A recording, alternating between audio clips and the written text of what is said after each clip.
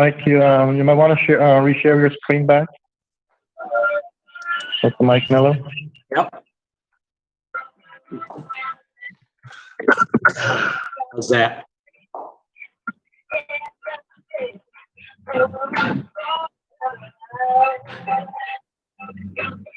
You all set, John?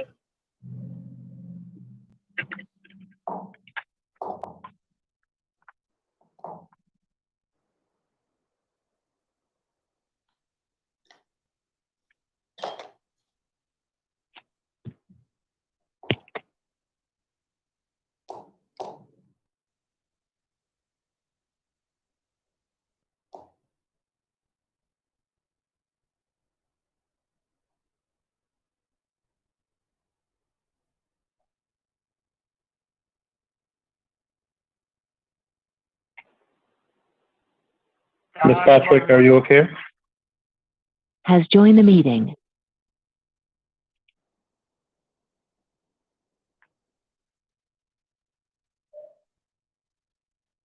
Ms. Carmel Patrick.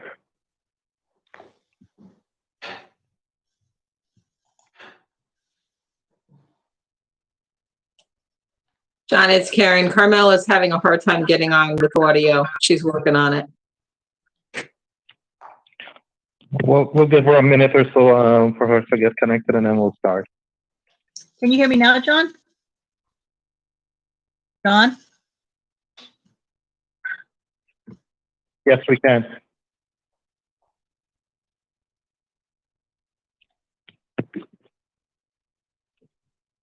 Good evening, everyone. I would like to call the Schenectady City Council Committee meeting for Monday, June 1st, 2020 to order. And we will go right into public safety. We have 4 items. The first one is the North Ferry Street Pump Station briefing. Mr. LaFont and Mr. Miller. Mr. Miller is online and sharing his screen. Mr. Miller, just can you introduce yourself before you go into your presentation for the record? Anthony Ferrari. Has joined the meeting. John, can you hear me okay? Yes, we can. Okay. For introductory purposes, my name is Michael Miller. I'm a senior project manager at CHA Consulting. For the record, I've been fortunate enough to work for the city of Schenectady for the past 25 years, and I serve as the project manager on the current North Ferry Street Pump Station project.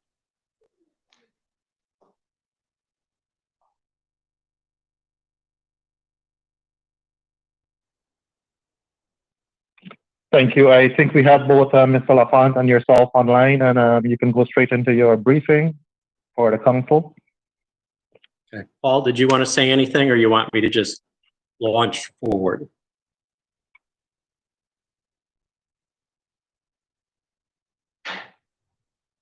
Why don't you just go ahead, Mike? All right. Has joined the meeting. Well, thank you for the opportunity to speak with you tonight. I'm just sorry that I couldn't do it in person, but I guess we're all adjusting to these new normals. But with that, what I wanted to do is just provide a little bit of background. I understand you have some questions that we may get into at the end, but for the sake of providing some background as well as kind of a timeline in terms of how we moved through the project and how we solicited public input, I'll set a baseline for that anyways. So just as background, I certainly don't need to spend a lot in terms of the history of regulatory challenges for the city of Schenectady. But I did want to point out that back in 2014, Has joined the meeting. back in 2014, the city entered into a new order on Has joined the consent meeting. with the Department of Environmental Conservation, specifically to eliminate their recategorized SSO sanitary sewer overflow at the ALCO regulator. So again, back in 2014, the state essentially took the position that the city's system was no longer Has joined the meeting. combined sewer system, reclassified that overflow as a sanitary sewer overflow, which then kicked it into a category of being non-permitted and needed to be eliminated or abated. Aaron Gallagher. Has left the meeting.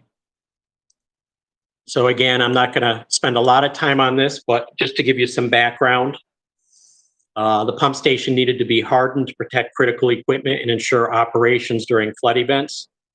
Many of you remember the project actually originated through the Governor's Office of Storm Recovery back in when we got hit with Irene and Lee. The pump station was knocked out of service. And as part of that program, the city actually received some grant money to do a feasibility study Has joined the in terms meeting. of rehabilitation or replacement of that pump station. Ultimately, the early feasibility study came to the recommendation of building a new pump station.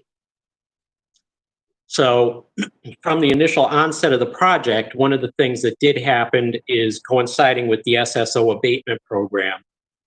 The project was kind of reconceptualized, re-envisioned in terms of the goals and objectives of the project. As part of the SSO abatement project or program, the pump station was part of a much larger program that enabled the city to actually pump the wastewater flows from this pump station directly to the wastewater treatment plant. And that allowed them to bypass all those low-lying areas through the stockade, specifically Front Street, the Alco area, all those areas that have historically been prone to flooding during wet weather periods, and ultimately required the city to open up the Alco regulator and discharge combined sewer overflow, or in this case, sanitary sewer overflows to the Mohawk River. So there was a lot of misconception or misunderstanding of the project as we began. There was a lot of old narrative that dealt with the simple replacement or rehabilitation of the pump station versus how it ultimately tied into the SSO abatement program and the requirements under that program to eliminate the Alco regulator. So we actually engaged the community. We started with a project advisory committee. It was a committee made up of, I believe, 18 rather diverse individuals. I think the thing that I'm proudest of in terms of the city's efforts on that is they in no way cherry-picked their audience. Has left the meeting. They selected a group of individuals to participate in the early onset of the project to collect as much opinion of the project, good and bad. So it was a rather diverse group of individuals. There was definitely individuals on that committee that challenged us from day one and continue to challenge the city in terms of the project. But again, it was a very diverse group of people to begin the process and solicit that public input. So what you're actually seeing on the screen right now is what we actually started the process with. Going into this public outreach process back in November of 2016, we actually had envisioned kind of a sister structure. It would have been on the east side of North Ferry Street. It kind of replicated the architectural features, not exactly, obviously, because that's hard to do, but worked off of some of those design elements or clues to kind of design the architecture for the new building. Through the committee workshops, it was determined that this part of the park had a high value to the community, and they wanted to see us move it away from this area. One of the other early revelations that came out of the project advisory committee meetings was that the residents, this working group, did not think we wanted to replicate the architecture of the existing structure. They actually talked about the history of the stockade and how it's evolved over many hundred years and how the structures have evolved, and that if we were going to build a new pump station within the stockade, it should reflect more of the current times than try to be a reflection of the past. So as we began moving forward to the project Has left the meeting. committee, the second concept which emerged was actually, I've heard some refer to this as the conservatory. I guess it reminds some of a conservatory in some manner. The facility was moved to the west lawn. It actually had a separate main portion of the building, as well as an area which was redesigned to enclose the generators. Under the original premise and under typical design, what you would see as an elevated platform, and the generators would be placed above the flood zone.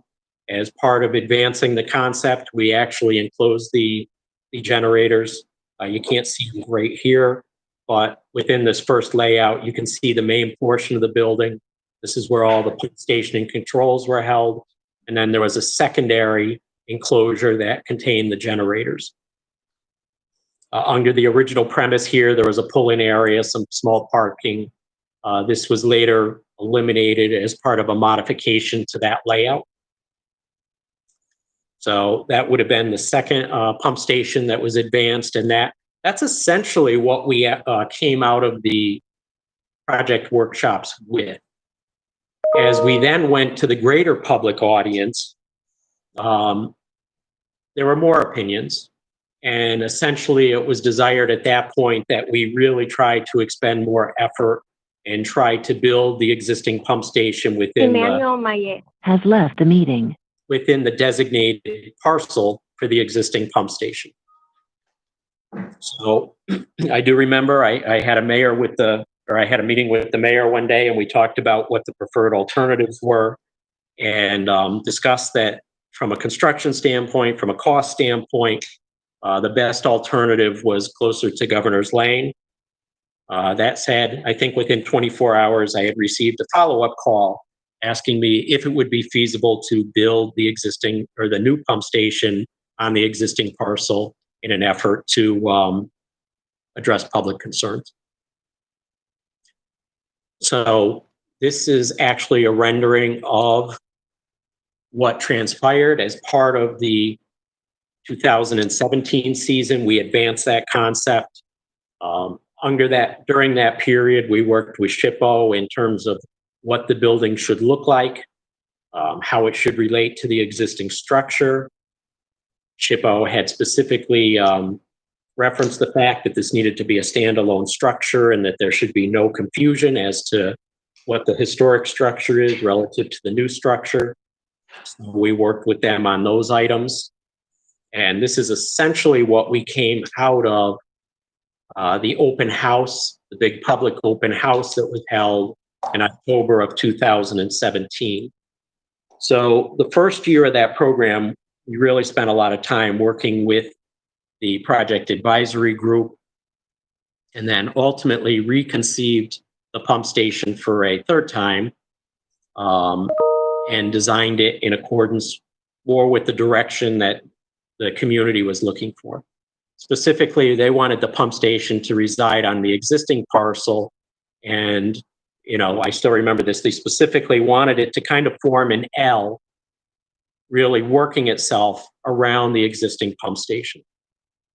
And this is actually part of that early concept work that was done in terms of how that pump station could essentially fit and how it would relate to the existing pump station. So after the October 2017 meeting, we had a conditional approval from SHPO relative to the aesthetics of the building. And we also had an agreement from the community that this is where they wanted the pump station and that they wanted to minimize the impacts to the park. So at that point, we went into a more detailed design for the pump station. As part of that work, we reached out to several contractors.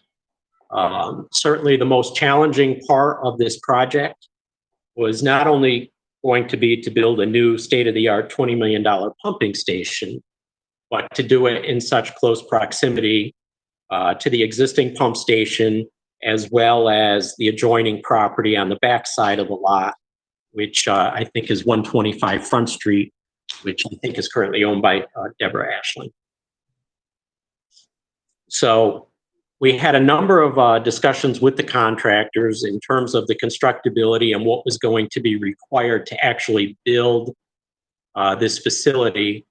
And what came out of that was a set of recommendations for minimum offsets from the back property lot, as well as the existing pump station, so that protective systems could be installed and allow for provisions like worker safety inside the excavation, as well as installation of dewatering systems, and the bracing systems for the sheeting system as well.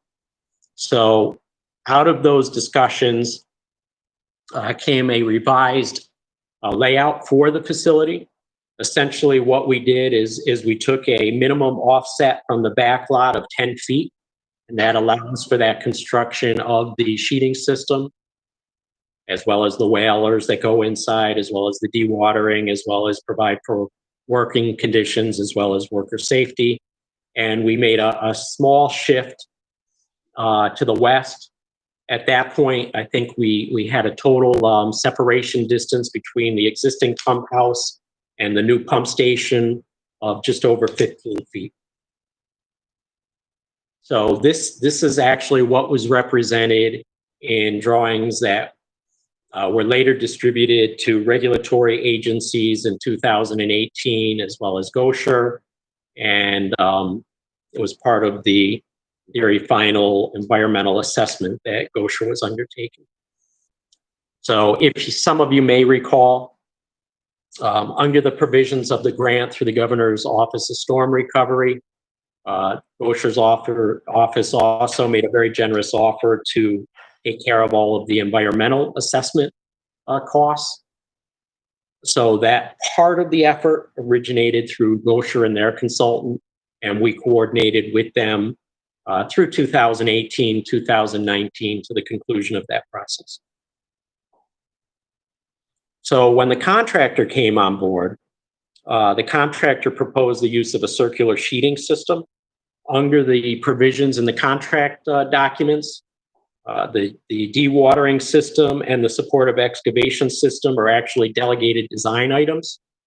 What that means is the contractors need to assess the risk, the liability, and then design systems in accordance with that based on their experience, what materials they may have on hand, and that all comes ultimately before the city and their design consultant, CHA, for review and approval.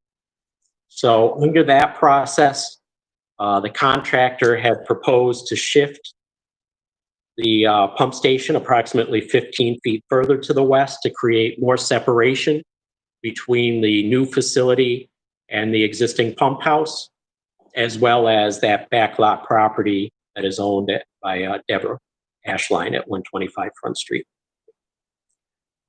So as part of our review at that point, they actually wanted to bump the pump station about 15 feet to the north. We told them that could not be accommodated, but we were working within a 30-foot offset or encroachment into the park, and we reviewed it in the context of that general condition, and ultimately said that this modification would be acceptable. And again, the thought behind that was it offered greater protection of the existing pump station, which was certainly one of our primary concerns on the project, as well as the adjacent property. And certainly in light of other past experiences with the city and the loss of some rather notable historic structures.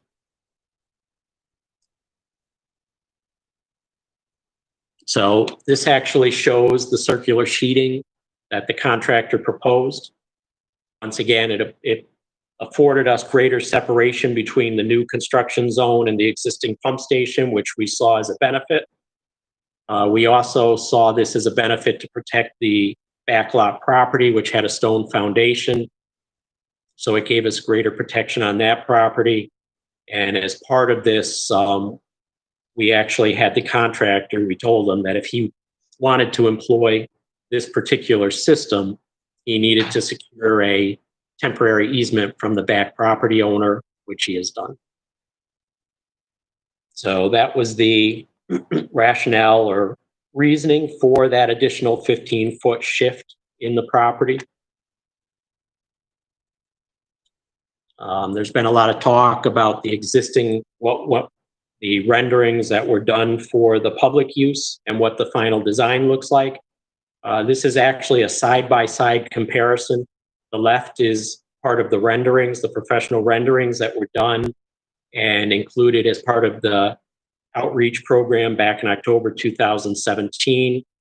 The rendering on the right side is actually it comes out of the current Revit model for the pump station. And as you can see, the two structures are remarkably similar. The existing pump station measured 70 feet by 60 feet below surface. The current pump station measures 70 feet by 60 feet below surface. In the renderings, the pump station measured, I think, 42 by 57, and we are currently at 44 by 59.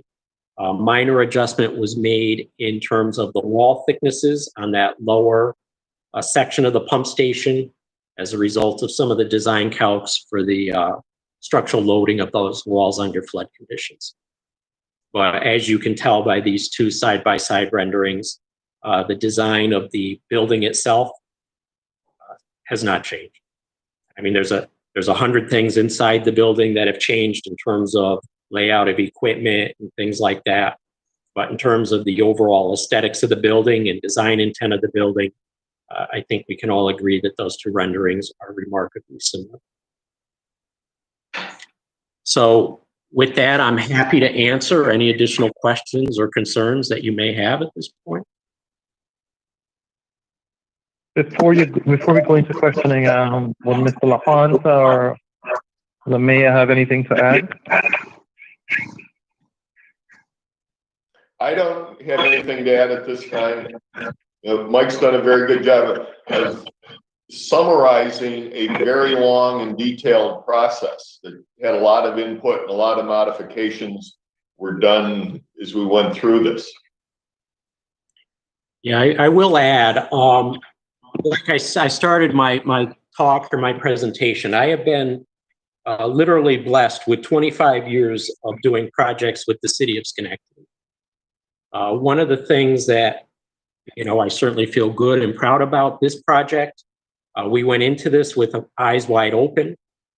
We knew that and certainly appreciated that we had a very engaged community within the Stockade Association that would want to be heard. We worked through a process with the Stockade Association and the project advisor.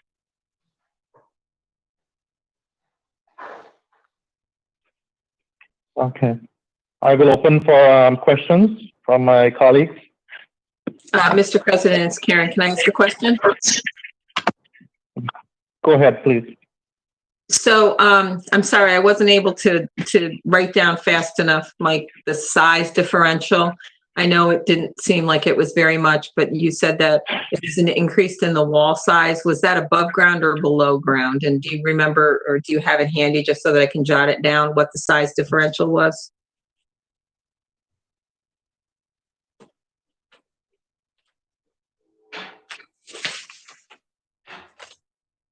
Did we lose them? Mr. Miller, that's a question for you. He might be showing up, John, as An muted. element of this structure, and as you, I'm sorry. No, I'm sorry. I didn't hear what you were saying. Start.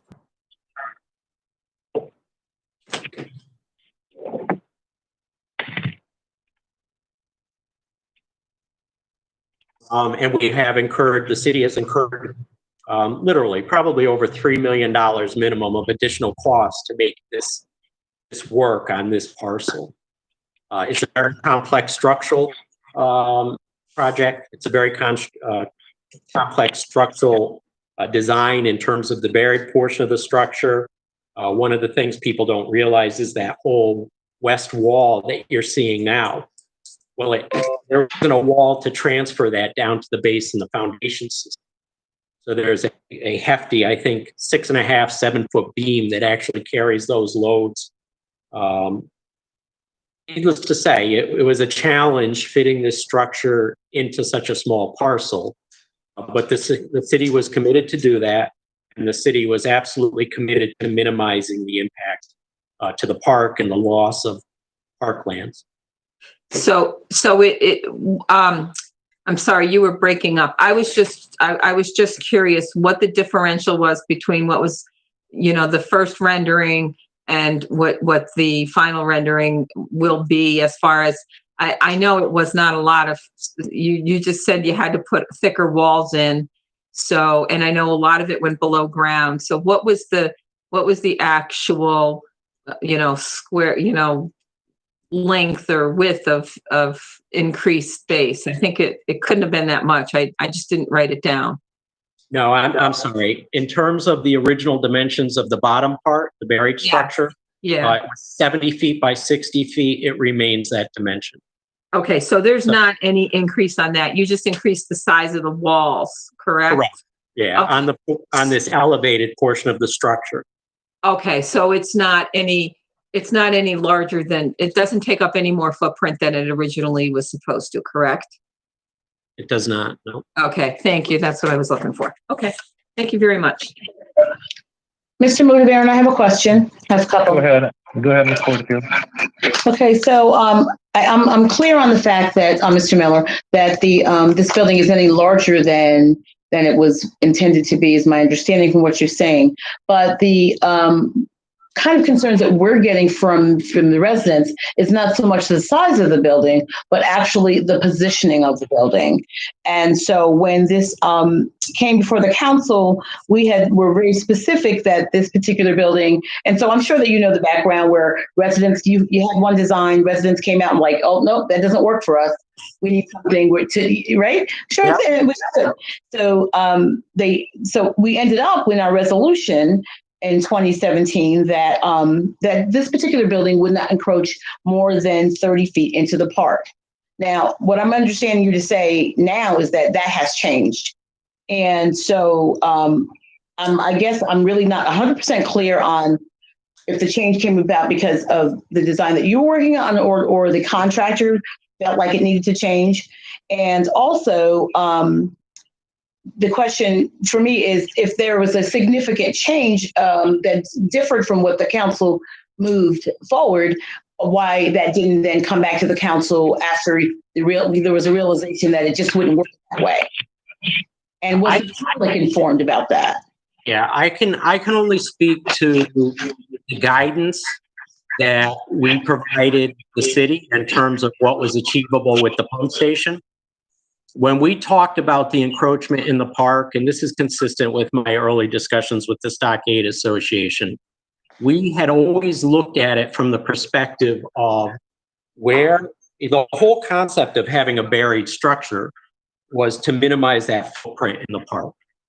That whole added element of the project and complexity was so that we could bury that lower chamber and we could pull that fence line back towards this, what I'll call this elevated or above grade structure, which was a much smaller footprint.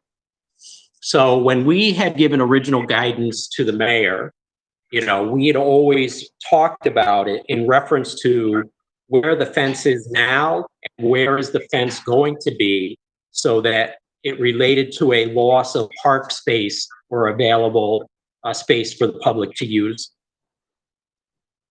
So in the original concept, I saw in one of my emails to Carol, we had referenced that at that point in time, we thought, we were only going to have to extend about 15 feet into the park. The contractor has come back and he has said, well, for the safety of the existing building and for the residents in the back, we need to see another 15 feet. And we said, well, we can only give you what's allowable within this 30 feet. We cannot go a foot more. So when we reviewed his submittal, it was always in the context of that condition. And that condition was always premised based on our guidance from where the existing fence was versus where the proposed fence is going off of the existing parcel line. Okay. Otherwise, we would have built a big structure that was reminiscent to the other facility. We wouldn't have redesigned the facility. Okay. So then I guess and then let me just I'm double checking my notes here. So was there a new rendering, or why wasn't there a new overall rendering for where the pump station is now versus what was going to be? And I guess I hadn't specifically have to ask again is that about the new building. Now, my understanding is that it now extends about 50 feet into the park. Is that correct? If you're talking about a buried portion of the structure, which is not what I'm talking about above ground. No, the above ground section is actually, I had somebody research that for me today, so I will give you accurate numbers, not from my memory, but from what I wrote down based on his actual measurements. So when you look at the west side of the parcel, it's actually not a straight line. It's not aligned perfectly with the building. There's a diagonal there. So when I talk about the north side of the building, that's the north facing side of the building. That is facing the river. When I talk about the south side of the building, that would be the rear of the lot, moving away from the river closer to Deborah Ashline's house or those adjoining properties that ultimately front the street. So the building right now, the upper portion of the building on the north end, the north side extends 23 feet beyond the existing parcel. The south side, again, because there's a diagonal, extends 14 feet. Okay, so the building itself on the north side extends 23 feet into the park and then extends 14 feet on the back side. When we looked at ultimate impacts from the park, we were assuming that we would set the 6-foot ornamental fence roughly 10 feet off the side of the building. That protects the structure and prevents people from literally tagging it. And that's where we were at. At that point, we were roughly 34 feet on the north side, 21 feet on the back side, or roughly 28-foot average on that structure. So that's where the numbers come from. I apologize because it's a little bit harder to follow, but here you can see the parcel line is not running immediately adjacent to the building. So we're about 23 feet here, and we're about 14 feet here. So that's what those numbers relate to. The existing fence, theoretically, we had it at 10 feet. It could be moved closer to the building if necessary. And then as part of the project, we're actually pulling the front fence back to open up additional parkland and land closer to the walkway for people to have access to as well. So in terms of the lands that were going to be accessible to the public, there was very negligible impact based on the fence lines, based on the fence lineage. So, and let me just, you asked above ground, underground. So let me just go further, a little bit further. And what, how far underground did this encroach into the park? It is roughly 50 feet here, 40 feet on the south side. And how different is that? What's that? And how different is that from what the original plan that the council passed? How much does that different? I think in further question I may have to ask wouldn't be of you, but what is the difference between what the council approved versus what happened afterwards because of design changes working through the developer and all of that? What were the specific changes in that? Yeah, the only specific guidance we gave up front, and we given ourselves, because we were at a very constant level, we had given ourselves, a factor of safety there. And the guidance that we had given the council was we could not move the fence line more than 30 feet into the park. That was the criteria. That was the governing concept up front that was agreed upon, I believe, by the city council at that point. So the original concept, if you recall, the contractor has proposed the shift of 15 feet to protect the existing pump station and adjacent property. It is a means and methods issue. We feel compelled that it is in the city's best interest to do that for the protection of those structures. I always say this building incorrectly, but I think it's the Nicolas building. Did I butcher that too bad? The building on State Street that ultimately came down. Been a lot of talk about that building and not having a repeat performance as part of this project. So when the contractor came forth with this type of system, we thought it was in the best interests of the city, the protection of that existing pump station and the adjoining residents to authorize that shift to the west for a couple reasons. One, it affords us that added protection, and it also opens up a wider corridor between the structures, which ultimately will give better viewing opportunities as you walk down the pedestrian path or if you are on a boat in the river. And was that information relayed to the city? And if so, to whom in the city? You know, what department? Those discussions with the contractor brought that in. They were shared with Paul LaFond and I believe the mayor. Because we wouldn't have authorized the shift to the pump station if it didn't conform with the original premise that we couldn't encroach 30 feet into the park. And those interested, the Stockade Association has of course issued a letter stipulating that we did not go against the terms or conditions of the approval as they understood it either.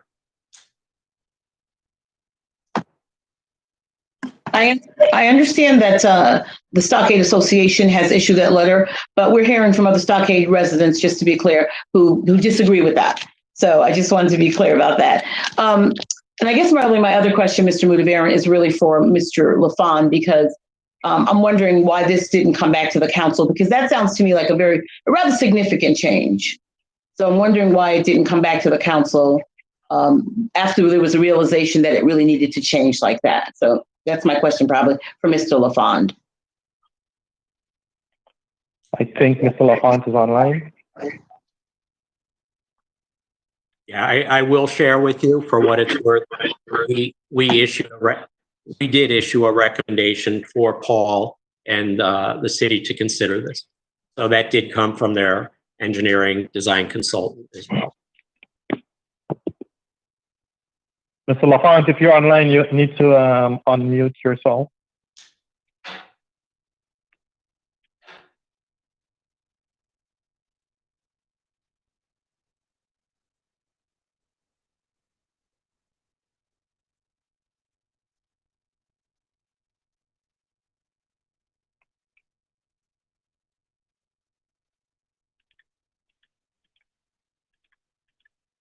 Yes, can you hear me? Yes. You can hear me now? Yes, we can. Go ahead, please. Yes. It was agreed upon because of the protection of the existing pump station, moving it to 15 feet still maintained the new pump station within the 30-foot perimeter of the parkland for the parkland alienation. So the building itself did not extend beyond the 30 feet. The 15 feet movement was to protect the existing pump station, which this pump station has to function until the new pump station is built. So the decision to move it did not move the new pump station any further into the park than which was originally agreed upon with the 30 feet. The only thing would be the fence, and we can move the fence back a little tighter to the building, but we are not exceeding the 30-foot distance. But we are protecting the back foundation from Deborah's house and protecting the existing pump station, so there's not a failure at that pump station during construction, which would be catastrophic. Yeah, I will also share at this point that both the existing pump station or house, the existing pump house, as well as the adjoining property were inspected as part of our pre-construction activities. The contractor had an obligation to do that, and that was part of what formed his recommendation to provide a little bit more assurance in terms of these systems. I will also share, we used a similar system last year at a very deep pump station on Harriman campus, and it worked extremely well. It performed extremely well. So when they did come back and propose a similar system, we made a strong recommendation to Paul and to the mayor that they consider this and incorporate this additional level of protection in. Again, it's a means and methods issue.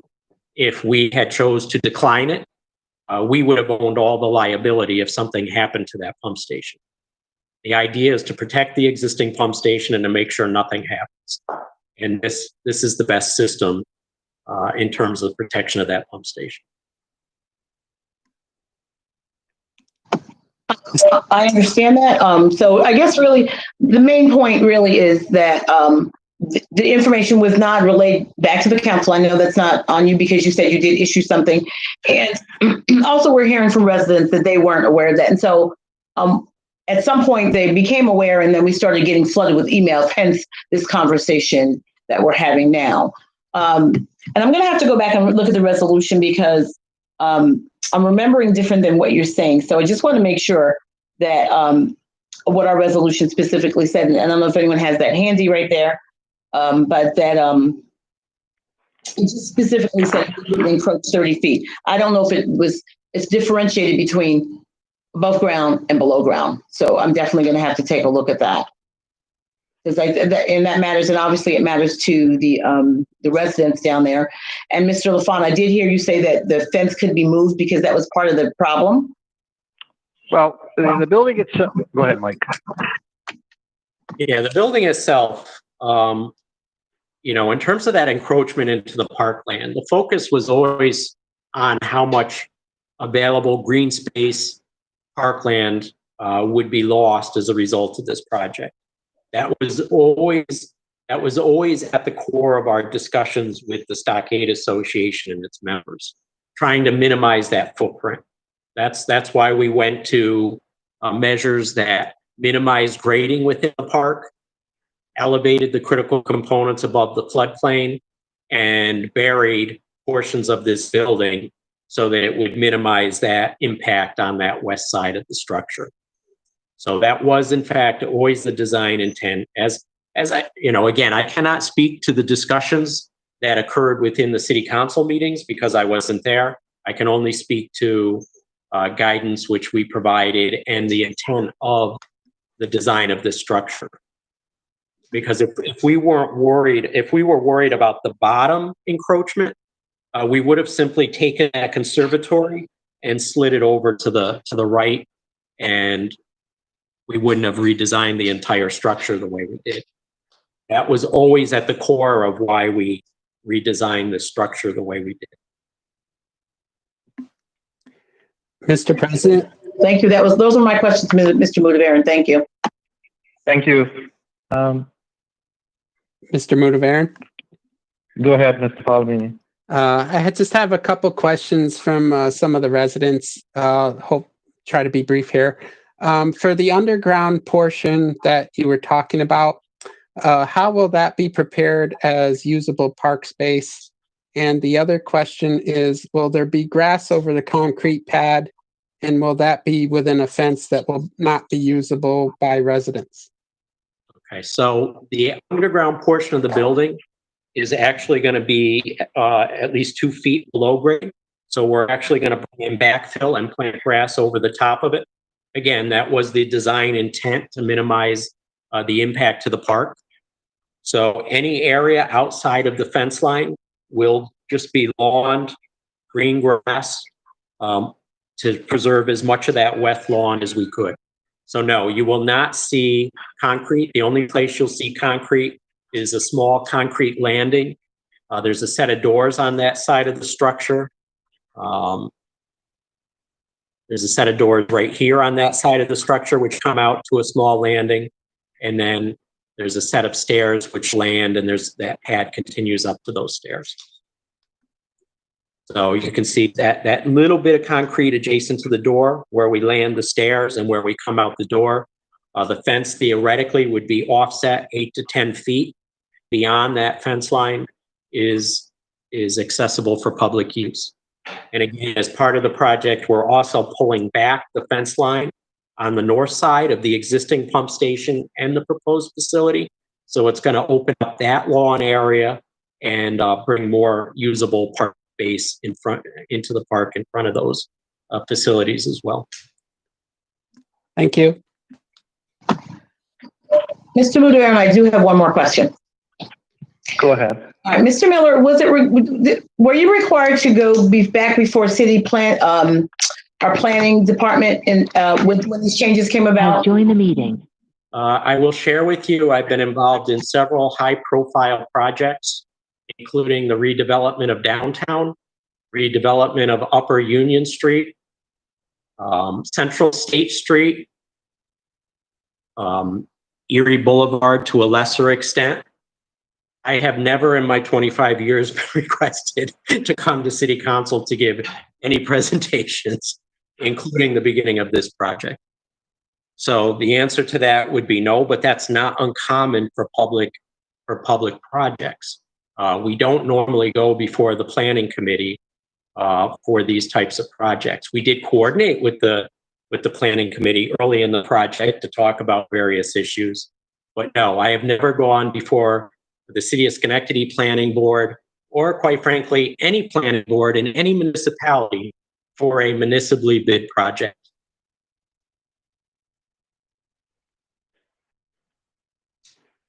Thank you. You're welcome. Any other questions from my colleague?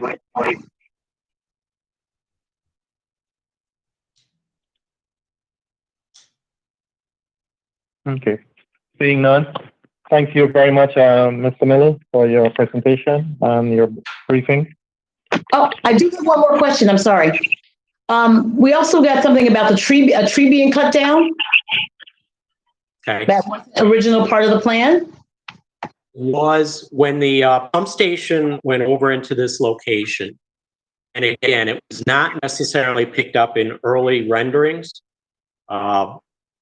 But as we advanced the design of the project and we looked at how the facility was going to be built, both from the perspective of the sheeting system as well as how we would have to reroute pipes around the existing or around the proposed facilities, it was determined back in the early part of 2018 that we would have to remove that tree.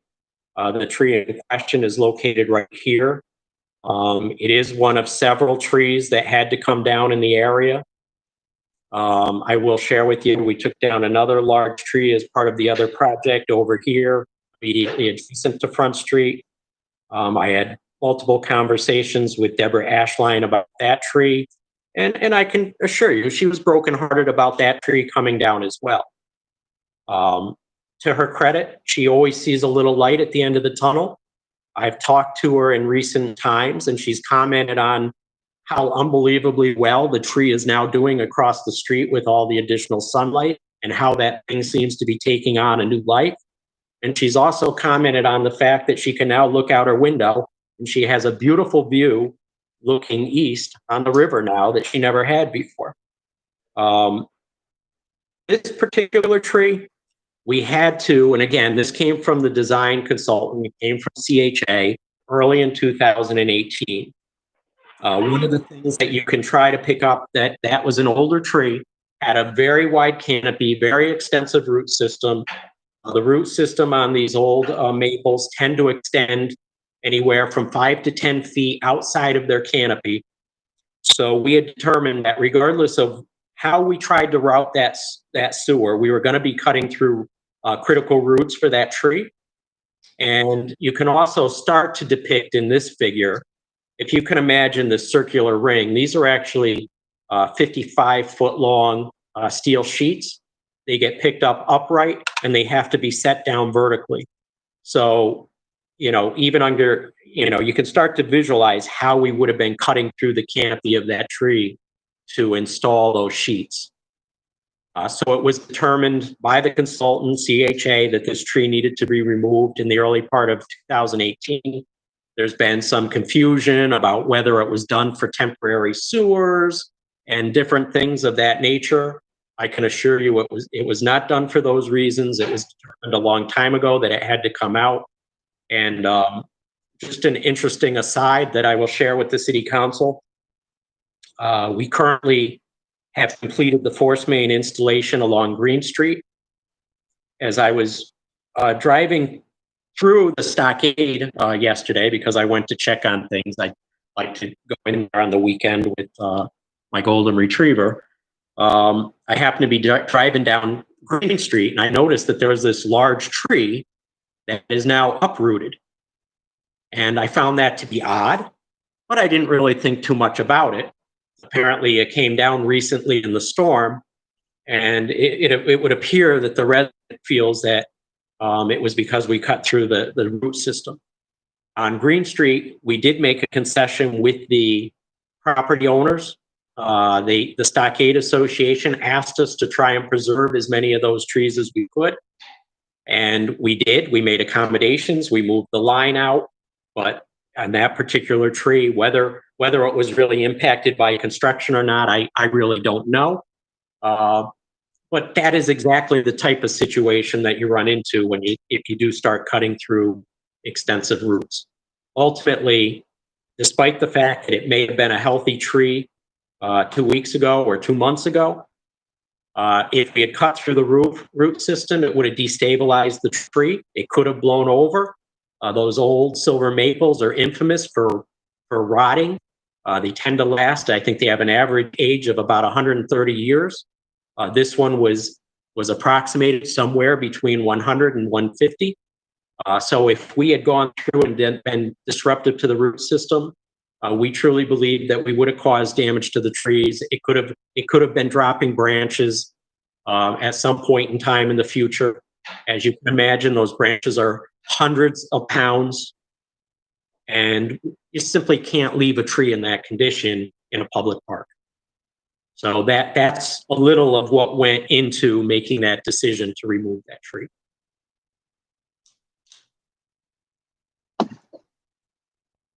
I want to for taking the time to do this. And you said you weren't accustomed to that, and maybe most municipalities aren't like Schenectady, but we have a very engaged community, and they have a lot of questions. So, Yeah, like I said, I think I'm very proud and very happy. We have an ongoing relationship with the Stockade Association. We make ourselves available to answer questions from the residents. We provide them bi-weekly updates. Again, we're working closely with Suzanne at this point.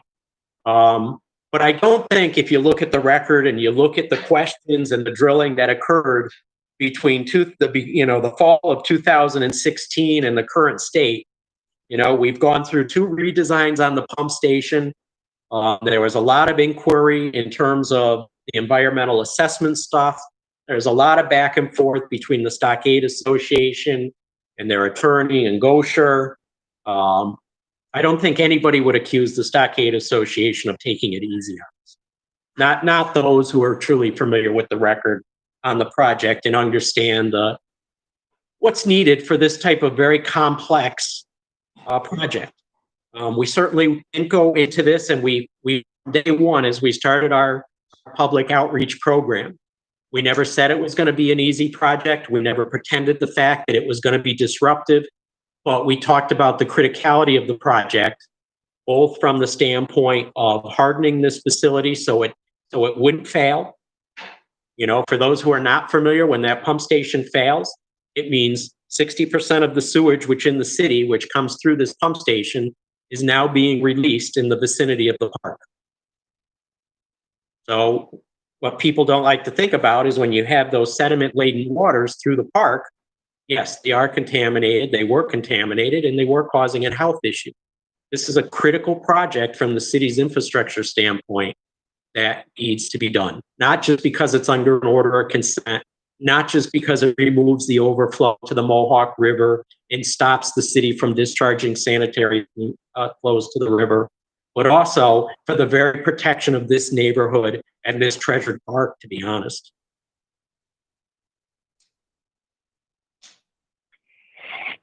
thank you. Okay. Thank you again, Mr. Miller. All right. Thank you for the opportunity to address the city council.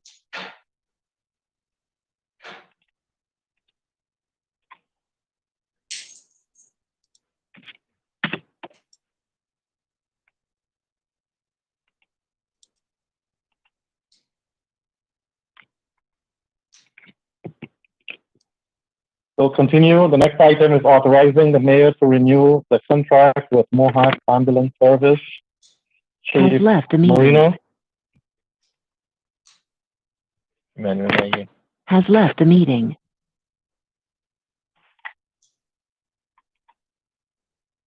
Not sure if Chief is here. Can we have Mr. Colden Yes. take this? Yep. I will certainly do this. This has previously come before the council. Has left the meeting. A participant has left the meeting. It was requested that this matter be tabled for further investigation on in terms of the terms of the contract. In terms of the legislative requests, generally the terms of the contract have not changed. I know the last time this was addressed by the council has left the meeting.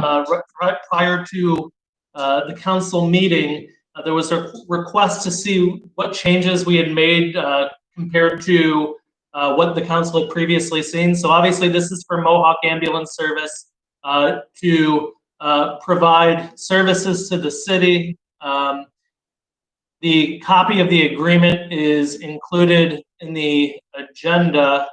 Specifically, Mohawk is going to be providing on-call assistance to the city through the Emergency Dispatch Center. With regards to the agreement that changes since the last time the council viewed this, if you go to, it's on page, bear with me one moment, page 10 of 61 of the committee agenda. It's paragraph 22 of the agreement. We've highlighted the changes that have been made. Specifically, we have, through consultation with our insurance company, we've included certain insurance information that wasn't previously in the agreement. In addition, we've included that obviously the city should be named as an additional insured. So those are the changes to the agreement. Otherwise, everything is the same compared to what the council previously took a look at.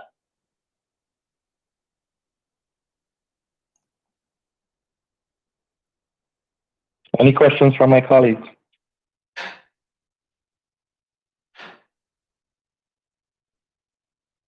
May I have a motion? I'll make the motion. I'll second. All in favor? Aye. Aye. Thank you. The next item is our weekly COVID-19 update. Mr. McCarthy. Thank you, Mr. President. Again, we're starting to bring employees back to City Hall, waiting for the next phase from the governor to be able to open City Hall. Again, I don't know if the council has any specific questions on it. I think the governor's leadership has been paying off. You're seeing a general trend down in the hospitalizations, the overall positive cases, and we're hopefully going to map out a foundation that will allow not only Schenectady City, but the county and the communities in the region to start a comeback that'll get us back to the level we'd like to be. Mr. President? Go ahead, Mr. Kosha. Yeah, Mr. Mayor, we got an email from Tiffany today saying that we needed to present our city ID cards in order to gain access to the building. I know myself, I've never gotten one or a photo. I don't know if any of the colleagues on the council have. Who would we contact for that, Mr. Mayor, and how do we proceed with that? You should take that as a subtle hint, Ed. No. I am, my friend. You know that. We'll get one assigned to you. You know, John Coluccio can do it, or down in finance. So the next time you're in or call and schedule, get it taken care of. After I get a haircut, I guess. Everybody else on the council has one, though? Is that Marion, John, you have one? No, I don't have one. I don't have one. I only know that Vince Riggy had one. He's the only person I knew that ever had one. I thought the same thing when I saw the email. I actually have one. Well, that figures. So we contact, I actually sent Tiffany an email. I didn't know if it was her or not. So either finance or John can do that. Yeah, or I apologize. I don't know why people don't have that. It used to be set up by the clerk when we were first elected. So it might be, there was some convenient time where everybody might be in or something. We'll set up a photo session, get the picture taken and get those produced for you. Yeah, Mr. Mayor, I'm thinking maybe we hold off until we all come back to the city hall for our meetings. Maybe do it at 5 o'clock, 5:15 or whatever. Sure, we can get that scheduled. Very good. Thank you. Thank you, Mr. President. No problem. Any other questions for the mayor? Thank you, Mayor. The next item is discussion about the city free Wi-Fi messaging, the public service messaging that residents are getting when they are trying to access the Wi-Fi. And Mr. Koja and Ms. Ferrazzo had asked for this to be put on the agenda for discussion as to why this message is being in the public domain. Mr. Koja or Ms. Ferrazzo can proceed.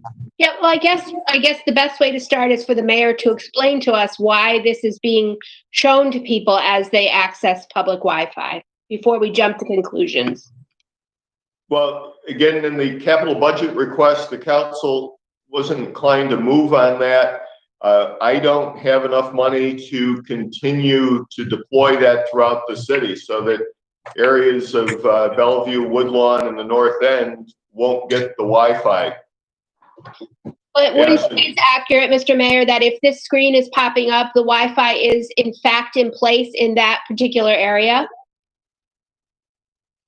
That would be a correct assumption for the current time.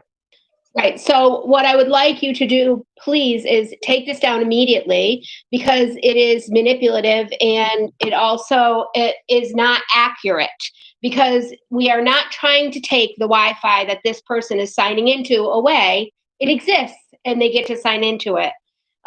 If you would like to amend it and say, as we continue to grow the Wi-Fi, it's not available in some places, contact the city council, that would be accurate. What we've asked to do is have funding held just for a minute while we're in this unprecedented time because the city finances are in serious. I will ask that you are honest with this message instead of sending an inaccurate and manipulative message to the public on behalf with regard to the city council. And Mr. President, if I could just add one other point, please, John? Go ahead, Mr. Koja. Yeah, and Mr. Mayor, and as you know, just last week, this council supported a letter of support for the grant for the Smart Cities Initiative for additional funding. I just think this was just an unjust piece that it has been placed up there for a long time, not just recently. It's been up there for probably a couple of months, but again, as Ms. Ferrazzo and I know other colleagues on the council, we really would just, we're going to work with you as close as we can. And as Ms. Ferrazzo said, our financial situation is what it is. And it's very just unfair to have this statement on there that we are looking to cut this service.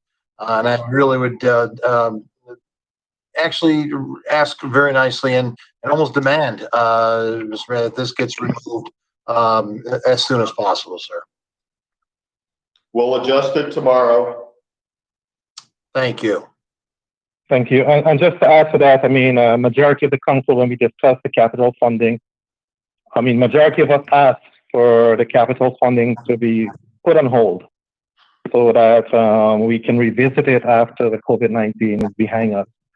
I don't recall that any one of us, a majority on the council at that time, asked for any cut in funding or eliminating the service. So with this message out there, it's unfortunate. I was hoping that it was going to be taken down several weeks ago, but that's not the case. And I hope that we can move forward and do the right thing. All right. Thank you. Any other questions from my colleagues on this item? I don't have any question, but I just want to say it is misleading, and people did think that that was our goal, and so it's just that we're not expanding or eliminating. So the language is extremely misleading. Thank you. Other business before public safety. Motion to adjourn. Second. Second. Sorry. All in favor? Aye. Aye. Aye. Thank you. All right, thank you, Mr. President. I will call to order the Committee on Administrative Efficiency. We have a couple of items for discussion. The first one is amending the Chapter 6 of the Code of the City of Schenectady regarding the affirmative action.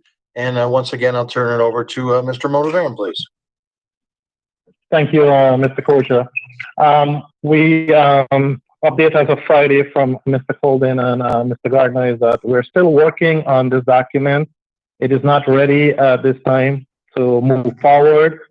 There are a lot of things that we need to be clean up, adjustments, and they're putting into the right sections.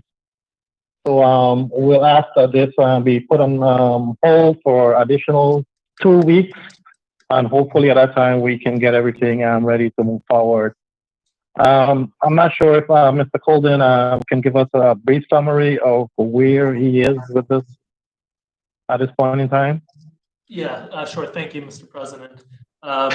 So as President Mudaviran indicated, Ron Gardner and Council President and I have been working on the language and the really just how to set it up, because I think what was initially proposed was, I think, not just a heavy lift, but mechanically maybe a little unsound. So I think we were working on making it work for practical purposes on a year-to-year basis, so that any policy related to affirmative action would be something that the council could review on a year-to-year basis, and if necessary, make changes.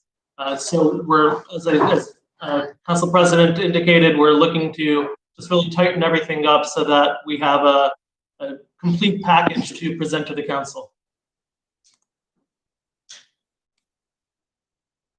Very good. Thank you, Mr. Colden. Yes, Mr. Mudaviran, I was just, if we could just have that prior to our a couple days before, so we could review it in order to discuss it. If we're going to have it in 2 weeks, so if we could have it at least that Friday before the meeting. Whatever changes are going to be made, so we can review and give our input. That is our intention, is to get it as early as we can, and then we'll email it out to my colleagues from the council. Thank you. Before we present it to our next committee meeting. Mr. President? Go ahead, Mr. Sorry. That's all right. You can run. Go ahead. Go ahead. Sorry, Mr. President. I just want to add just an additional point here. Since we're looking at amending a section of the code, there would, and we're not looking at, as I indicated, we're looking to do it in a way where it will be reviewed. We'll have a policy that's reviewed on a year-to-year basis, but there still has to be some changes made to the code. There will eventually have to be a call for a public hearing. So, Ms. Porterfield, just to alleviate any of your concerns, we're going to make sure that all that information is in the council's hands prior to the call for a public hearing. And then obviously there'll be time to review leading up to that public hearing. All right, very good. All right, so Ms. Salmon, we can put that on hold for 2 weeks. We'll bring it back up to our committee in 2 weeks. All right, second item here is just a discussion about early retirement. As you know, the mayor and of course this council, we all recognize that municipalities with the COVID-19 pandemic will have some substantial financial strain on our budgets. And with this, we also recognize that the New York State in particular has in the past offered early retirement incentives to reduce costs. And I'd like to have the city council just to recommend and send a letter to the governor that recommends that the governor and the state legislature consider enacting the early retirement incentive for members of the New York State and the local retirement system. This was passed by the county legislature at their May meeting unanimously, 15-0. And of course, elected officials are exempt from this. So you're stuck with me for a little while longer, I guess. But anyway, I just something for discussion here. I did send a draft of the letter of the resolution of the county has passed last month, and we would get that out to you. But I just thought it would be something that this city council can support and send this letter to the state elected officials. Any questions, any comments, any feedback on this? Mr. Kosher? I don't know who's speaking there, but I do hear somebody's voice. Mr. Kosher? Go ahead. Is that Porterfield? Yes, Yes. go ahead, please. Go ahead. So you, it started out your conversation saying about because of the fiscal strain that we're currently seeing in the city and will continue to see. Right. So in that, that means that people who are eligible for retirement would then retire. And my concern with that is, because it's something I don't think we've done a really good job with is succession. And so, I mean, what would that mean for the people who've been here long term, the roles that they play in the city, positions they hold, and are we prepared to be able to, to backfill those so that there's a seamless transition as people retire out? Yeah, I see what you do. We've talked about this as well, and I think that's just something that, again, the mayor and his department heads and leaders can get together and even take a look at this. And I know the county is doing that right now. They're reviewing what positions they may be talking about. Again, if this is offered by New York State, that's really what the contingent is here. But you're right. Plan of succession is something we've always talked about. I don't know if the mayor wants to talk about that at all. To chime in, my friend, anything there, Mayor? Wasn't given any details of this proposal before, so I'm not really prepared to comment on it. Most of the early retirement system or incentives that have been done in the past have not produced any real savings for municipalities or the state.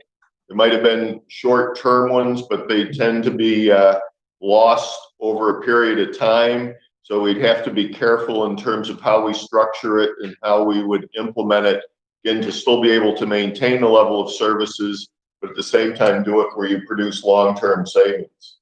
Yeah, I agree with you 100% on that, Mr. Mayor. No doubt about that. And I guess the last time this happened was, I believe it was 2010 with Governor Patterson, if I recall. And then I guess Governor Pataki did it as well. If this is something we don't want to move on, I have no problem with that. I just thought it'd be just again, a letter to our elected officials and the governor's office to take a look at this. And of course, if it does come through, then, we would have to take a look at itself. Who we would want has left the meeting. Target with these incentives, of course. Well, the only thing, Ed, to be clear, if you're asking for a letter, that's just something the clerk's office could prepare and all or some of the council members could sign it with or without my signature, or do you want a resolution that the law department would prepare? No, John, what was on the second? Didn't the county have a resolution? I think they had something there. I believe they did actually, the county actually did pass a resolution, Mr. Mayor. And I did include that in an email to Mr. Motiver and to Sam earlier. I'm fine with just a letter as well. That would be certainly fine if we want to sign off on any of this. I mean, anybody, any feedback here on that? Again, it was 15-0 in the county to move this. Anybody against it? Let's put it that way. I don't want to say I'm against it, Mr. Kosher, but I am concerned that we have some long-term employees and we don't have, as Ms. Porterfield said, a bench per se. And I would be concerned that, we're going to have a mass exodus of retirement and we're not going to be able to fill positions. I think it's a valid concern to have. That's and the cost, is it really worth it? Is it really going to be a money saving? Is there really going to be any sustainable savings to the city to do this? I don't know. As mayor, you're never sure. There's a resolution by the county there, I believe it is. Yep, there is, second page right there. And again, just the very last paragraph, it's resolved that the governing body directs the clerk to forward a certified copy of the resolution to the governor, the temporary president of the Senate, Speaker of the Assembly, Tedesco. I agree 100%. We should have a plan in place, and I'm assuming and hoping that the mayor and his department heads are working on that. I have no problem with that. If anybody else, we would just a letter towards them. We can't move without the state offering it as well. Any other discussion? Anybody else? You want to just hold? I'm fine holding off. I just thought I'd bring it up for a discussion. That's all. Mr. Kosher, what would you prefer, a resolution or a letter? I'm fine with just a letter. If we do the letter, I'm fine with that. Mr. Kosher, could we, in conjunction with that, ask to see what the plan is in terms of, I mean, if we're talking about this and people may want to take advantage of it, I would like to know, what is the plan? How do we move, who do we move in what position?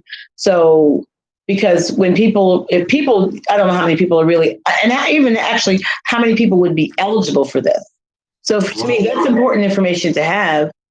And how much money we can save. So all those things are really important to me. If it's going to be significant savings without losing services, as which the mayor pointed out, which is also of concern to me. I would like to know those things ahead of this, really. Well, again, it's just they're asking the state to do it. They haven't come out with anything yet, Ms. Porterfield. There's nothing out there just for them to consider this. Again, with our severe financial strain we have coming, that's what a lot of the local towns and municipalities are looking to do, is to offer that early incentives to their employees. I understand that, but I also think in conjunction with that, we need to know what that's going to look like for the city. If all the people at that age, because we do have some long-term employees who could walk out the door today or tomorrow, probably. Yeah. And what would that look like for the city? I think that is just a really valid something that we should look into. Really. So, look, and I'm fine holding off on this. Let's hold off to see maybe we can get some information from the state, our elected officials, how they're pursuing this and where they're moving forward, and then we can go from there. I just want to bring it up as an option here, but yeah, I'm fine holding off on it. No, I think it's a good option. I just want to know what our plan is once people leave. Yes, I think we all do. All right. Okay. So very good. No problem with that. So we're just gonna not move on that whatsoever. So anything else to come before our committee here? Motion to adjourn. Yep. Motion second.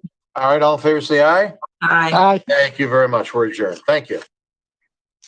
Okay, I'd like to open city development and planning, and the first item on is the, I believe it's Mr. Coluccio is first, with the furnishing of electric vehicle charging stations, awarding the contract. John, are you on?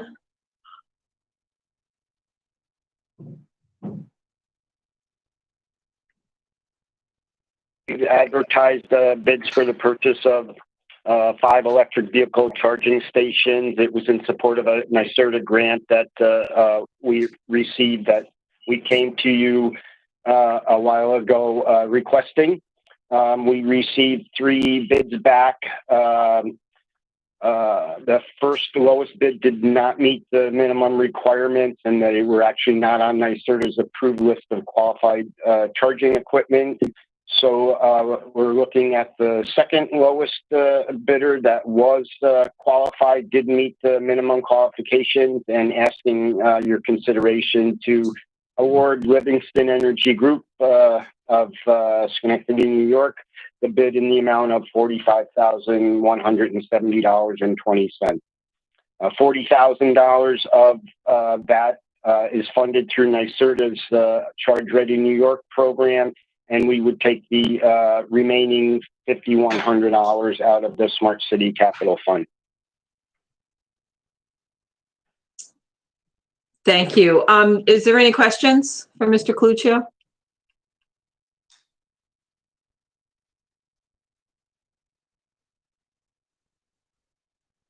I don't know, have any. He answered it when he told us how much the city would have to pay. So thank you for covering that. Okay. Thank you. All right, I'll entertain a motion.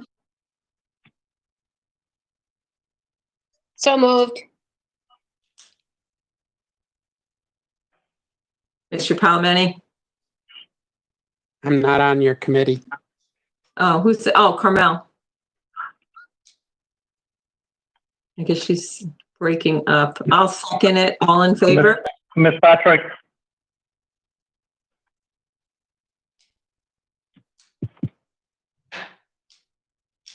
She's gone. She's not connected anymore. No, she just texted me. She seconds. Oh, go ahead. all right. All in favor? Aye. So the second item on the agenda is the small wireless facility, the 5G. And Mr. Commodore, are you on? Can you hear me? Yes, I am here. All right, I am going to turn it over to you. Thank you. As you all know, the city code does have a chapter 257, which governs telecommunication, particularly wireless telecommunication systems. We are currently working with Verizon to start a substantial rollout of their 5G systems. The 5G systems are classified under the FCC rules as small wireless facilities. They take up substantially less space than LTE, 4G, or any prior systems that have been deployed nationwide.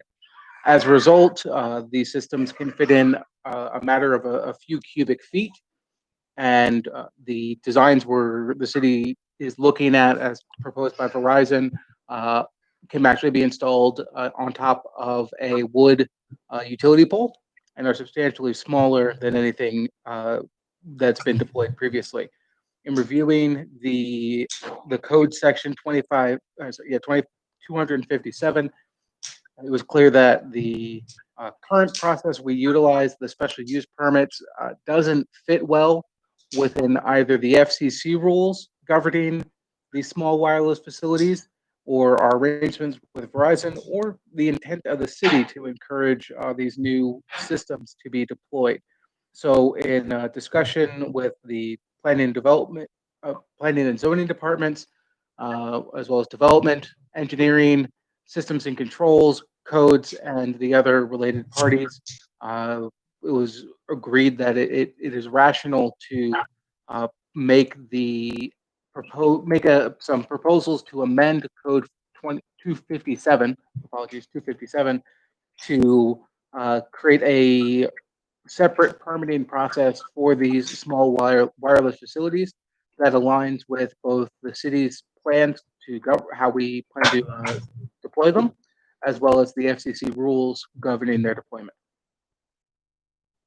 To that end, I have shared with the city the model code that exists, and the various departments would like to call for a public hearing so that we can get public input on the matter and prepare for a final version of the code that can then be put to a vote before the full council. You're just asking for a public hearing, correct? Correct. Okay. All right, so I guess we'll move that. Well, Ms. Carroll, Ms. Zito, I have several questions on this. Sorry. Within this document here, there's a lot of blank items in here, and nothing is filled in, James. You're looking to call for a public hearing on a document that, quite honestly, is just a draft with none of our numbers or dollar amounts or site variances. Nothing is included in this. I know when we were first talking with the wireless poles that were being installed in the city, we had many residents coming to the rail complaining of the locations and this and where they're going to be and so forth. I just have a problem with this being on a public hearing while we're still in this video or webinar mode. And I'd really like to hold this for a while until we get back into the chambers so we can actually have folks come to the rail.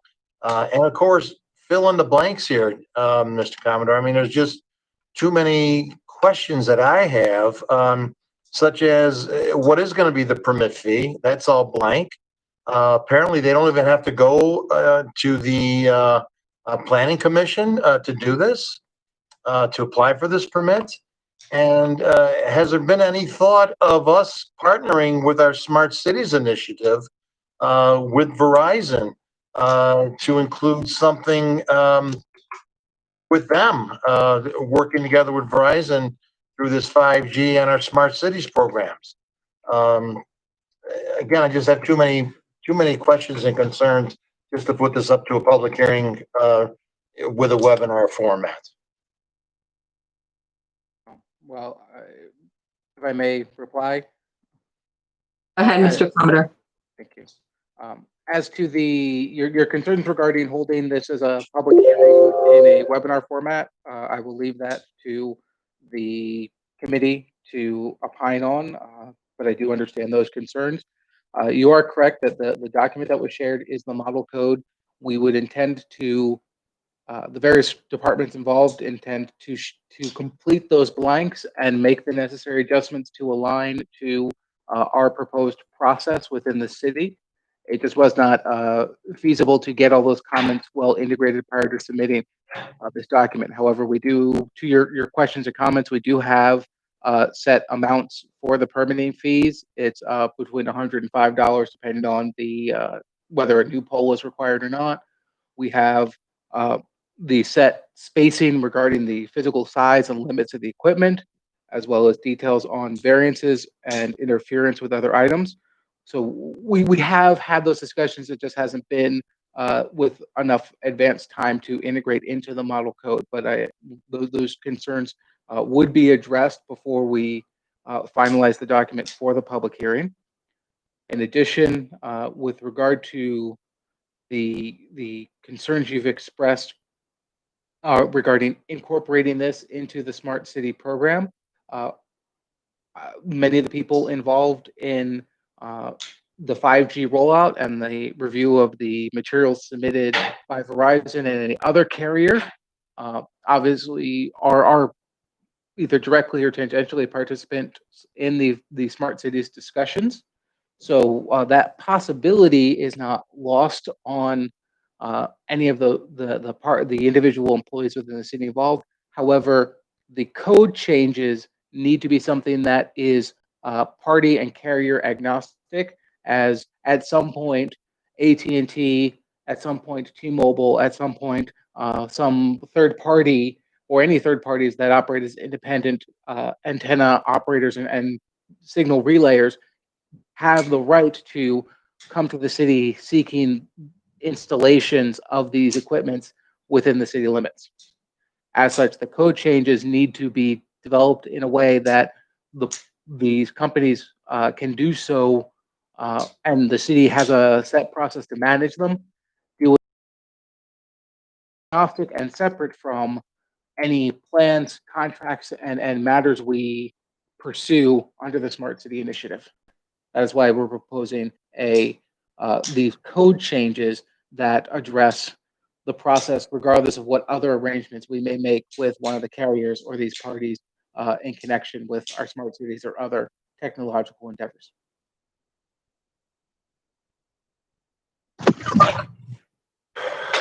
Ms. Zulewski-Walzunas? Yes, go ahead, Ms. Clerk. So I have to actually echo Mr.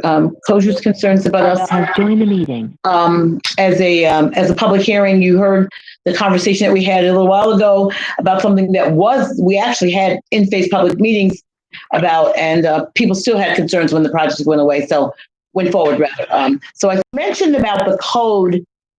So is this two separate issues that we have to change code 257, I believe is the code that you used of the city code, and then this is something separate, or because this is an extremely long document and it's not our city code. So I'm trying to really. John Coluccio has left the meeting. Mr. Commodore. By all means, I was just waiting for that Coluccio announcement to go through. Okay. I fully understand your concern. This is a very substantial document. as a bit of background, one of the legal complexities that surround small wireless facilities, which are geared towards the millimeter wave and the 6 gigahertz band for 5G telecommunications, is that the FCC as a body has promulgated a new set of rules governing what is these defined small wireless facilities, creating substantial reductions in the powers of municipalities to interfere with, delay, hinder, or as the FCC views it, otherwise slow down the rollout of these systems.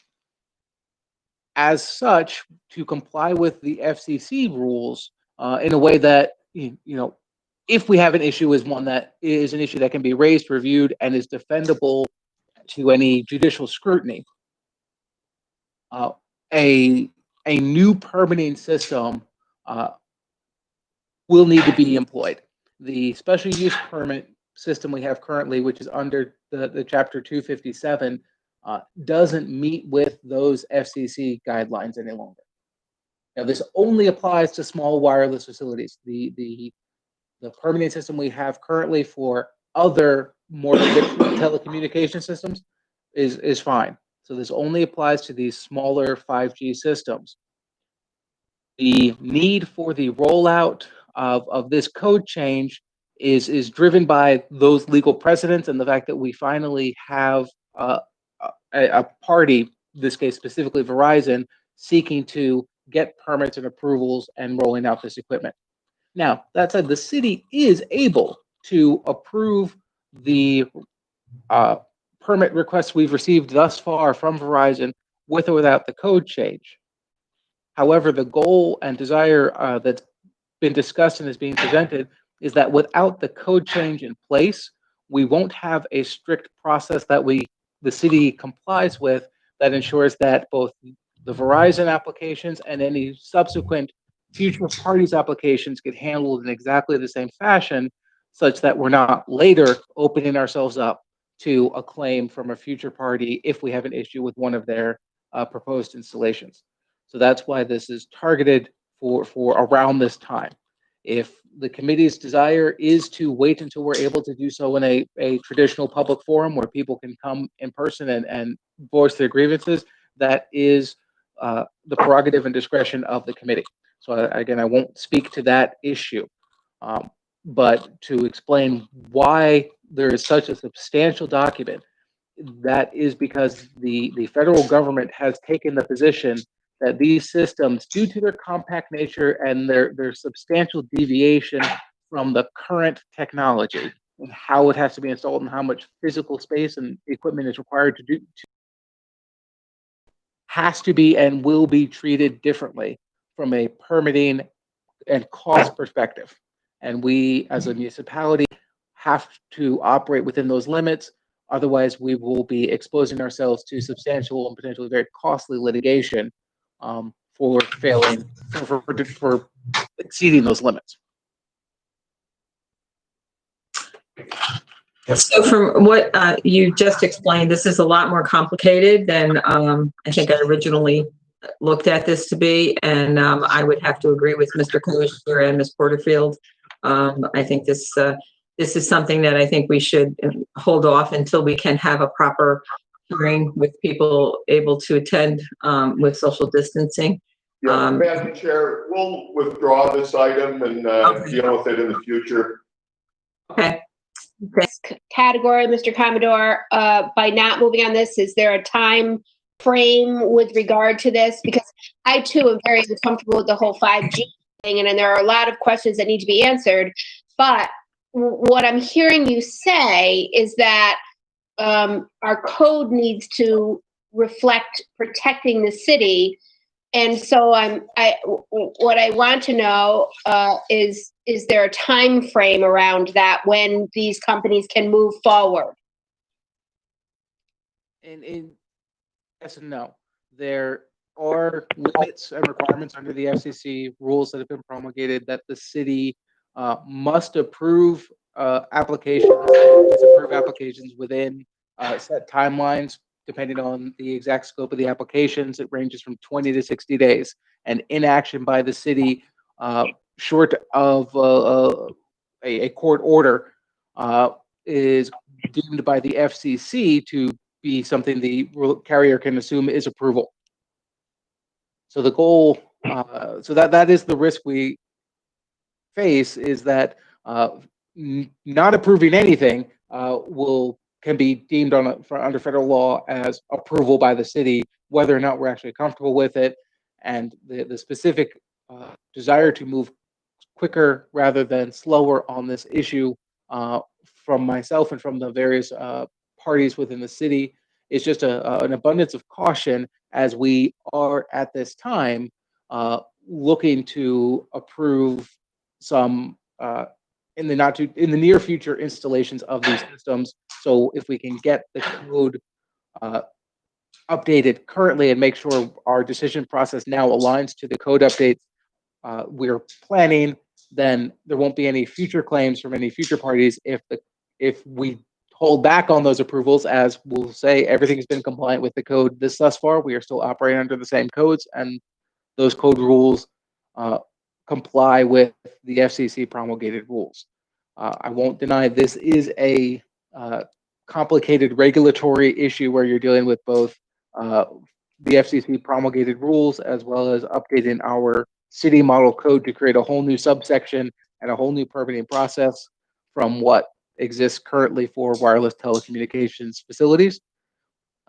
However, when you're able to sit down and view the permit applications, the designs we're talking about, it becomes far more simple when you realize these are not substantial facilities. You're talking about a 3 foot tall by 1 foot wide antenna array with a power meter and a fiber telecommunication line.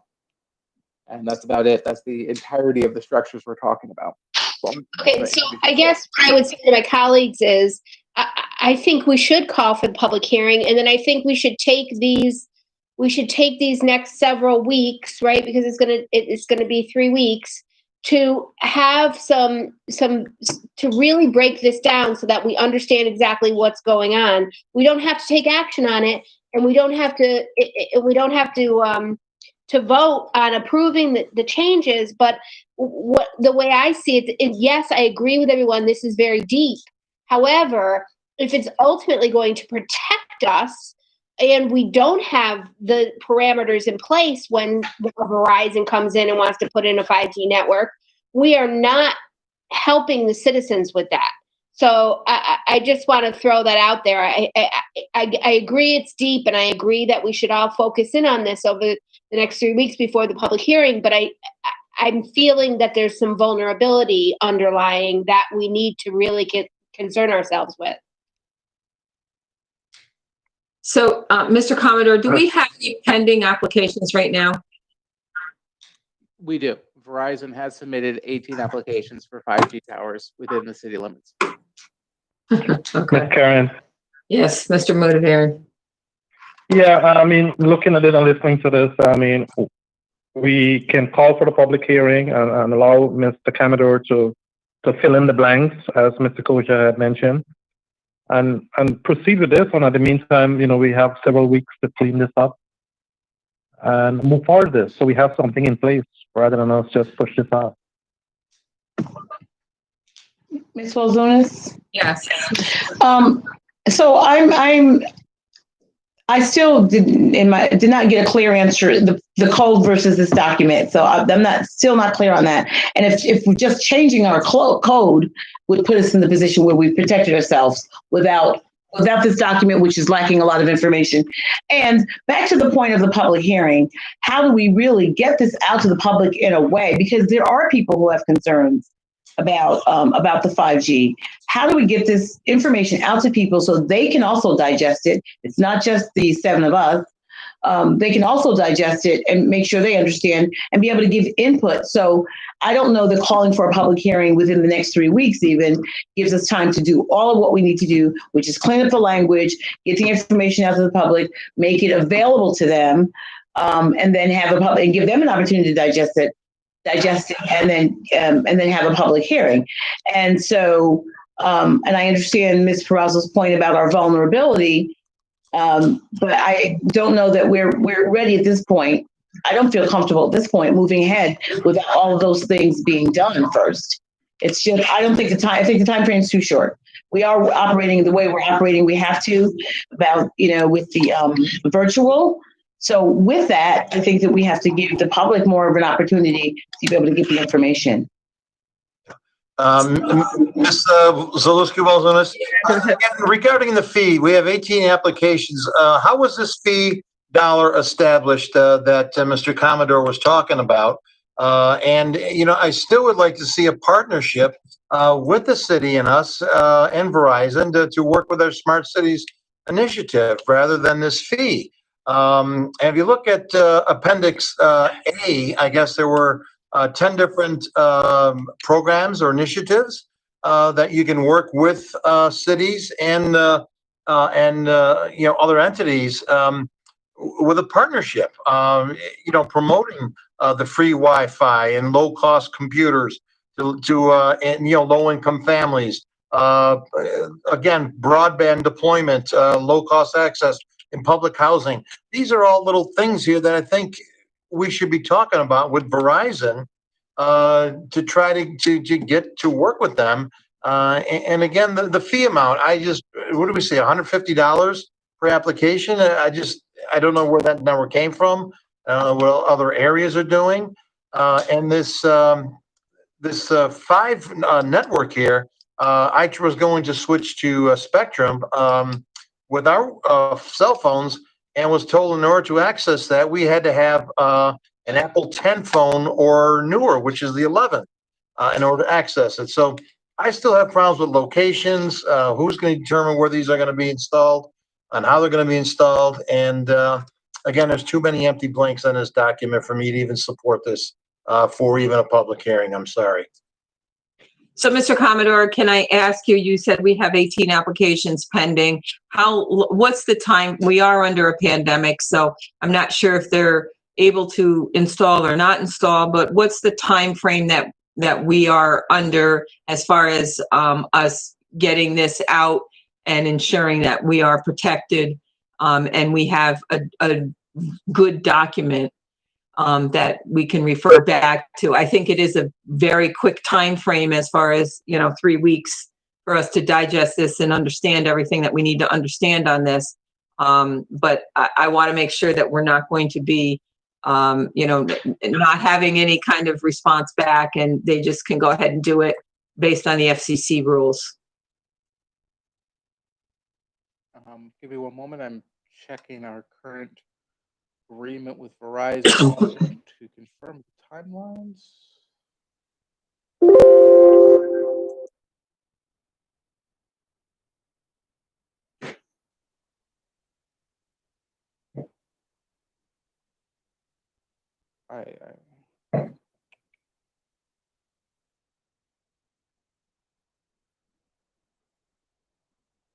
Now, I will say, with regard to Verizon, they have been sensitive to the fact that we are under a pandemic, and they've also been sensitive to the fact that this is the first series of deployments that the city is looking at. They are working relatively cooperatively with us, even understanding that we are developing some of our plans in real time, so that as they are discussing with us, the submittals and the plans are evolving our management of these permits and licensing as they happen. The contract does not state a timeline for approval, which means the FCC rules govern, which puts us at a 60-day timeline for the approvals, where after 60 days, there's an assumption of approval, which would permit it. The permits were received a week ago today, or not the permits, the applications were received a week ago today. However, they were not received in full until this morning. So we have 60 days from today, Correct. which is 2 months.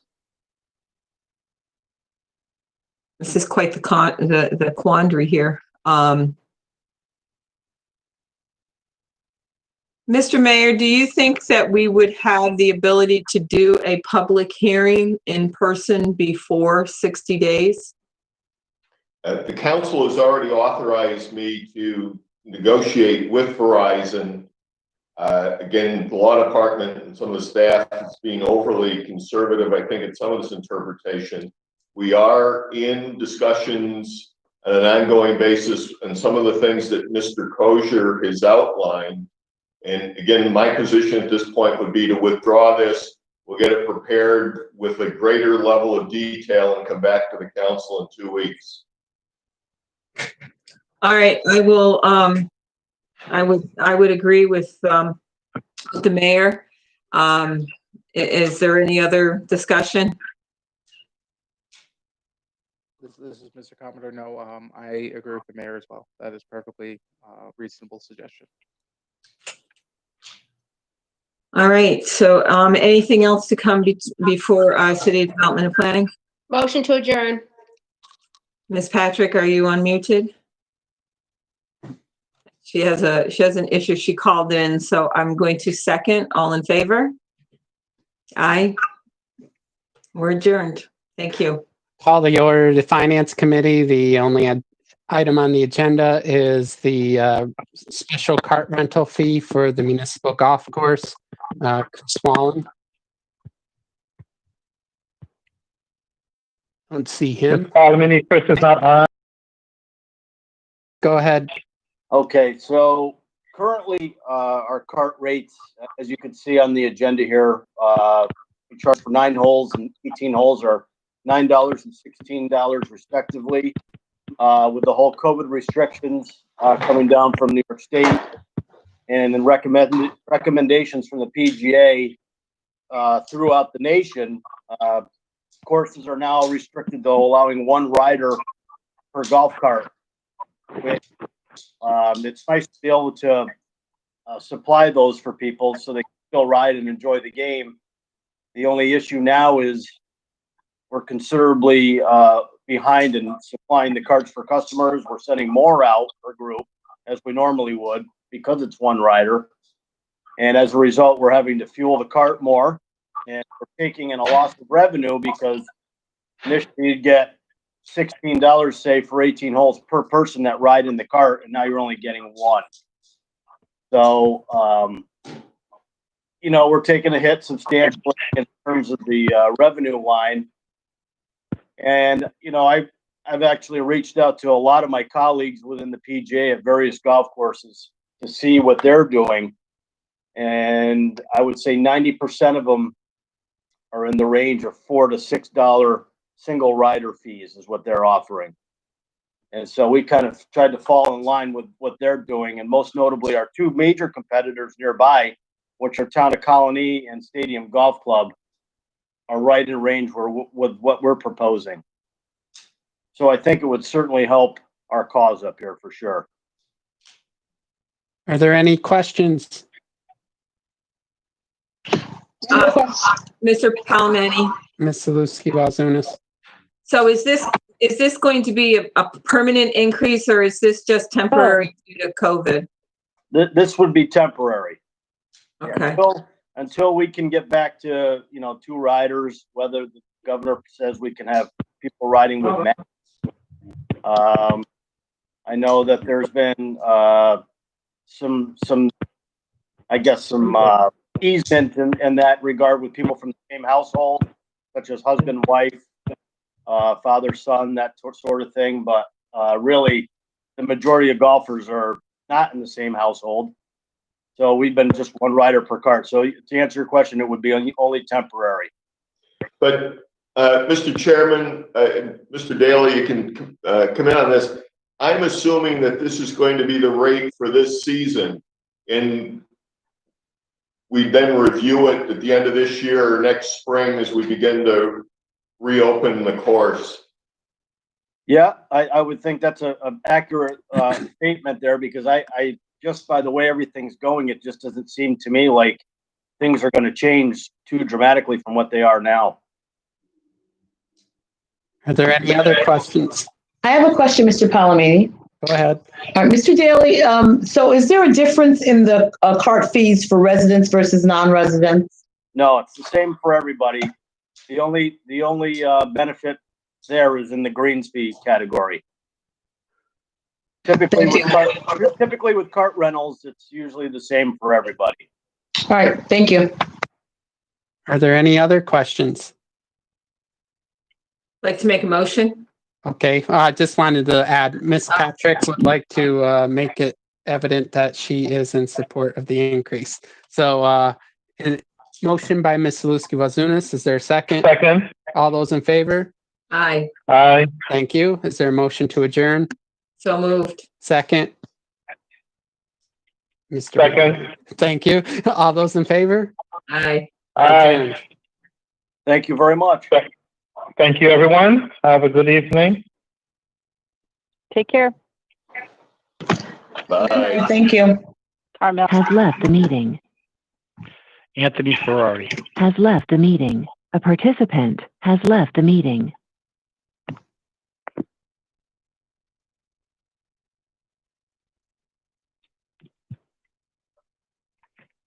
Has left the meeting.